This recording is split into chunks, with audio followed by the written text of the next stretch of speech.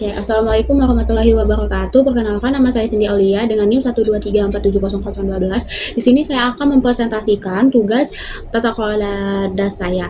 Di sini saya mengambil sungai, yaitu Sungai Wairarem, di mana Sungai Wairarem tersebut merupakan salah satu sungai utama yang berada di Kabupaten Lampung Utara. Sungai ini menjadi sumber air utama bagi Waduk Wairarem yang berperan penting dalam irigasi dan kebutuhan air masyarakat setempat.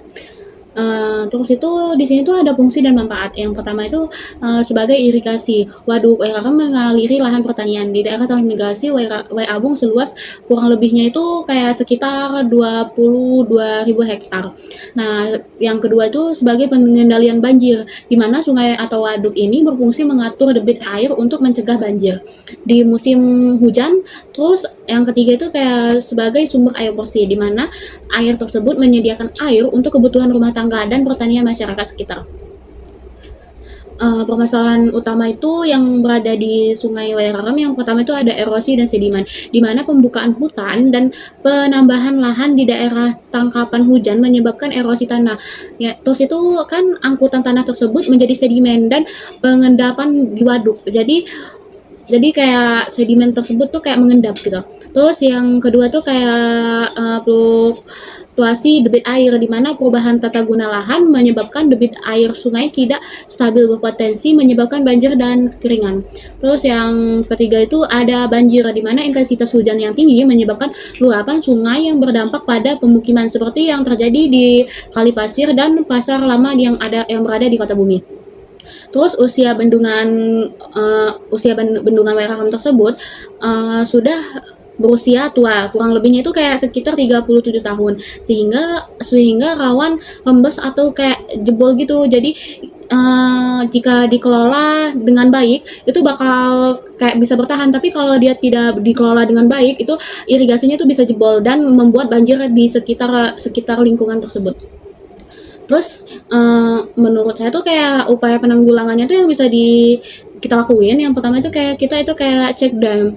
Terus yang pertama itu kayak pembangunan pengendalian sedimen seperti di badan sungai untuk menghambat masuknya sedimen ke waduk agar kayak si waduk tersebut tidak tersumbat oleh sedimen. Terus yang kedua itu reboisasi dan penataan lahan, yang upaya jangka panjang untuk mengurangi erosi dengan penghijauan dan pengelolaan lahan yang berkelanjutan. Terus yang metode kedua itu yaitu pengawasan kehutanan untuk mengendalikan perambahan dan perusakan hutan di daerah tangkapan air, kesiapsiagaan bencana, sosialisasi dan evakuasi warga saat terjadi banjir, serta antisipasi terhadap potensi jebolnya bendungan. Mungkin kalau untuk metodenya seperti itu, untuk agar kita kayak mencegah gitu, kayak lebih dipersiapkan aja gitu. Takutnya kayak seumpamanya kayak waduk tersebut jebol, kita udah ada persiapan. Terus kebijakan yang jika jika saya menjadi gubernur, kebijakan yang ingin saya ambil di waduk tersebut yaitu yang pertama, saya akan penguatan pengelolaan daerah tangkapan air, di mana saya akan melaksanakan program reboisasi besar-besaran di daerah tangkapan air untuk mengurangi erosi dan sedimentasi, agar mengurangi kayak terhambatnya waduk tersebut sehingga prosesnya berjalan dengan baik. Terus yang kedua itu saya akan membentuk Satgas Pengawasan Hutan dan Lahan untuk mencegah perambahan liar dan pembukaan lahan tidak terkendali. Terus yang selanjutnya itu ada revitalisasi infrastruktur mempercepat, di mana pembangunan, perawatan, cek dam serta infrastruktur pengendalian sedimen di sepanjang Sungai Wairarem. Terus itu melakukan revitalisasi dan penguatan struktur waduk Wairarem untuk memastikan keamanan dan daya tahan terhadap intensitas hujan yang tinggi. Terus yang ketiga, saya akan menata tata guna lahan, karena mentata guna lahan itu sangat penting dalam pengelolaan sungai. Terus itu agar itu bisa tercapai, saya akan mengatur dan mengawasi perubahan tata guna lahan di daerah tangkapan air agar tidak merusak fungsi ekologis dan hidrologis sungai serta waduk. Terus itu yang kedua itu kayak saya akan memberikan insentif kepada masyarakat yang menerapkan pertanian ramah lingkungan dan tidak membuka lahan secara liar, karena lahan yang secara liar itu kayak bisa menghambat proses dalam mentata guna lahan tersebut.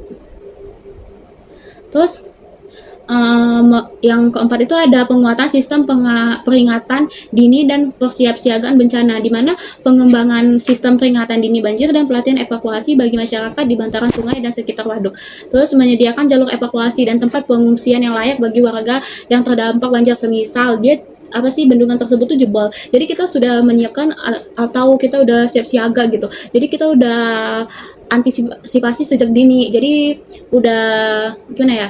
Jadi udah ada tempat penanggulangan gitu. Terus yang kelima saya akan edukasi dan memperdayakan masyarakat, karena masyarakat ini kan yang berperan penting di dalam proses tata guna lahan atau proses lainnya, karena masyarakat berperan penting di dalam pengelolaan sungai tersebut. Nah, yang saya akan lakukan itu melakukan edukasi berkelanjutan tentang pentingnya menjaga kelestarian di daerah tangkapan air. Jika masyarakat tidak melakukan penjagaan kelestarian di daerah tersebut, maka itu akan menyebabkan cepatnya terjadi banjir. Terus kedua, saya akan melibatkan masyarakat dalam pengelolaan dan pengawasan lingkungan sekitar sungai dan waduk. Terus di sini itu ada dokumentasi, di sini tuh ada bendungan-bendungannya. Terus di sini juga bisa dilihat kan, di sini tuh terdapat banyak-banyaknya limbah yang berada di sungai tersebut. Terus di sini ada air yang sebelum ada limbah. Terus di mana air yang sebelum ada limbah itu sangat bersih, tetapi jika sudah dicemari oleh limbah, maka kayak di situ terjadi banyaknya sedimentasi. Jadi kayak proses air jatuh ke bawah itu jadi tersumbat. Terus di sini tuh ada juga permasalahan yaitu eceng gondok, di mana eceng gondok tersebut kayak menghambat air untuk mengalir gitu.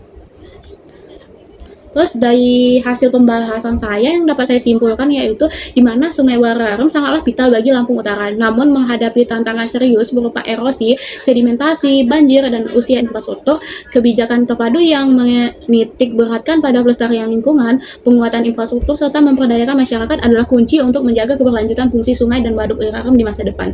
Sekian dari saya, terima kasih. Wassalamualaikum warahmatullahi wabarakatuh.